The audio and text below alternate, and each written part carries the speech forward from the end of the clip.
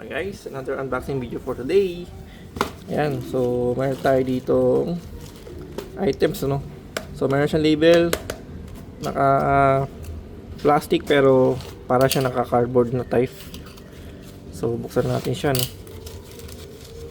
Ay, putya, baka napasobra yata ng ano. Ay, buti na lang hindi pala. So okay naman yung packaging niya, no? Baka ako nahiwa ko, eh. Hello, hindi pala. So nasa loob pala yun. So Honda Beat Fi version 2, Sakura design.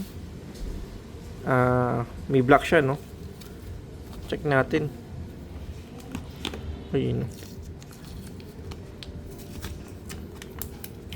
Check natin yung quality. Saka sana mapakat siya madikit. Ganun. Alright. So okay. So first impression pa lang, kita ko na yung pagka-print niya.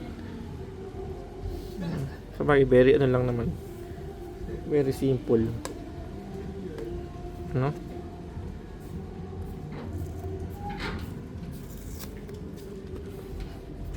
Ayan. So, yung pagka-print niya. Ayan.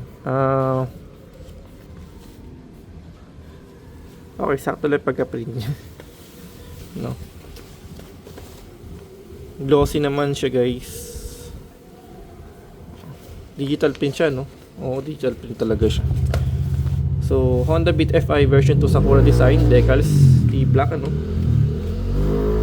Ito yung kanyang, may mga libre siyang sticker. Pero gaya na sabi ko, sana madikit siya. Tingnan natin yung likod ko, ano yung ginamit na ano dito. So, walang brand na nakalagay ko anong klaseng sticker or anong klaseng sticker mayroon siya. Pero yun, Tecno 110 Honda Beat Fi version 2 decals po, no?